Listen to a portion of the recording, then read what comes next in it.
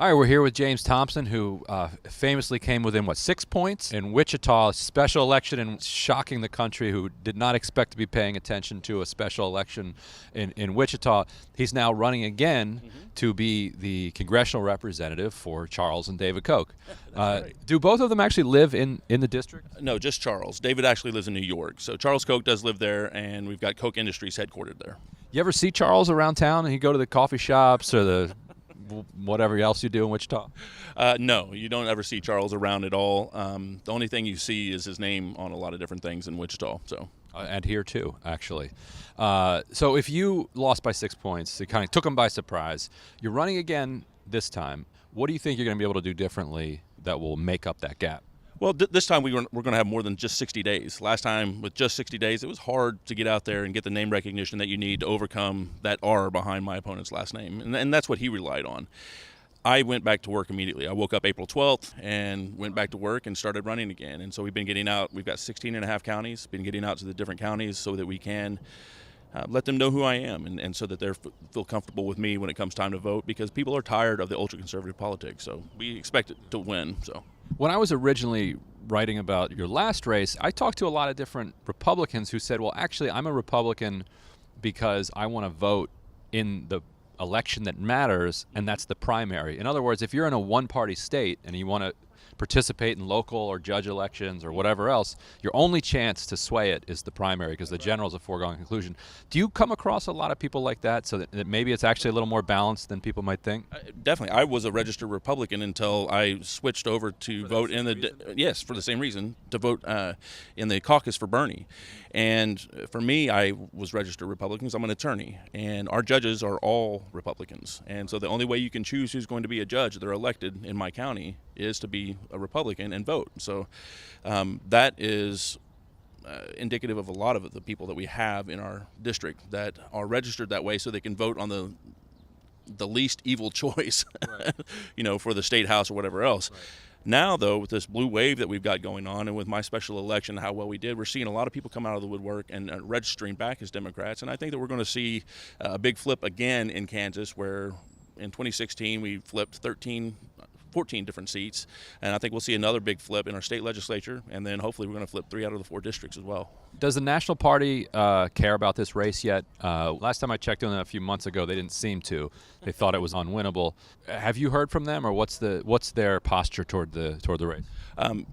It's really funny that they use my race as the basis for declaring that the 2nd district and 3rd districts are toss-up races because of how well I did in my special election. But with me, they say, oh, you're still safely Republican. So, no, we don't get a lot of support. We actually don't get any support from the National Party. We depend on support from our revolution, the Progressive Change Campaign Committee, progressive groups out there. The DNC, despite their 50-state strategy rhetoric that they keep preaching, they're not practicing it, and they're particularly not helping out progressives for the most part. So, I think the last time we spoke, I interviewed you for a story I was doing about the DCCC, which you talked about how they basically send out an MOU or a contract saying, like, if we're going to work together, then here's a list of consultants you have to you're going to have to work with, and this is the flow of this two-way street, which, although the flow is mostly in one direction. Tell us a little bit about that. Also, did you hear from them after that, or radio silence? It's been radio silence all along.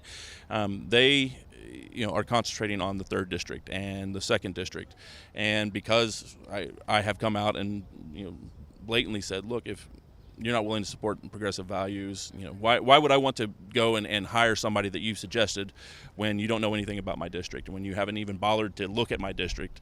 So I think that D-Trip and the DNC probably not real happy with me because I voiced my opinion about their lack of investment in our district. And when you don't invest in a district, the people there are going to lose hope and lose faith in the party, which is what they've done. And so it's left up to people like me and the other candidates that are running for state legislature in our district to build that party up. So, how's your fundraising been without the kind of the DCCC model or do you do some of the call time where you run through the lawyers and the doctors and the other people that can write bigger checks? Because a lot of those are actually progressive people. They just happen to have a little bit more money.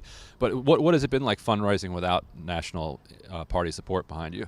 Well, it's a little bit different for me in that we had the special election. Now, in the special election, we raised $850,000 in 60 days, with half of that coming in within the last week because of the Daily Kos endorsement, and then started getting a lot of support from TYT and others.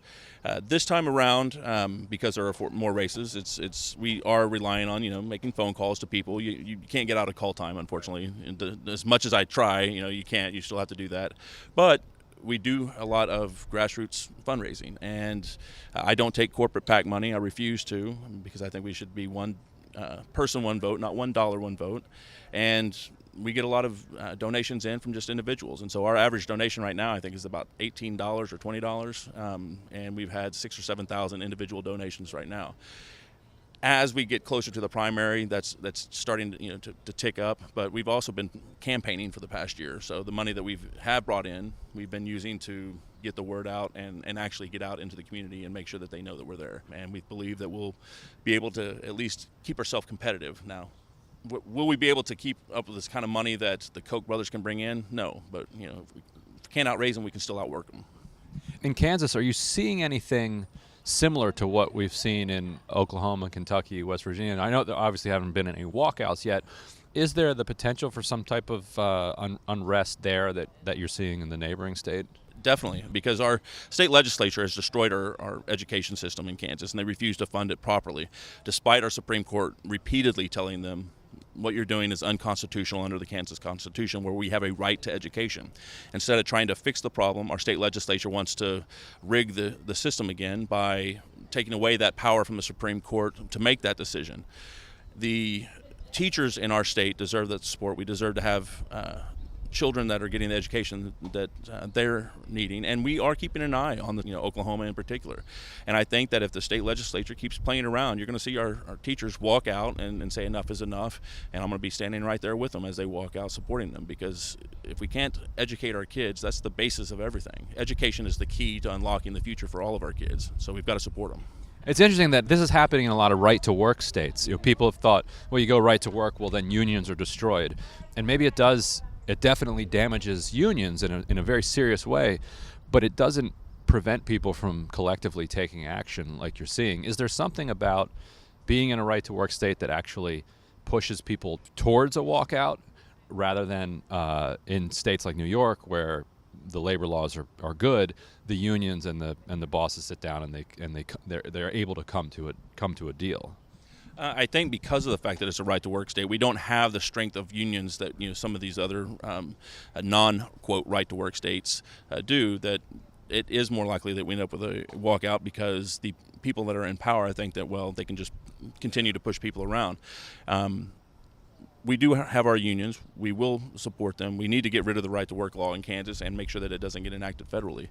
But I think that as we move forward, hopefully we can get that done, and the teachers, regardless if it's union or not, will stand up for themselves and for the students and force change in Kansas, hopefully.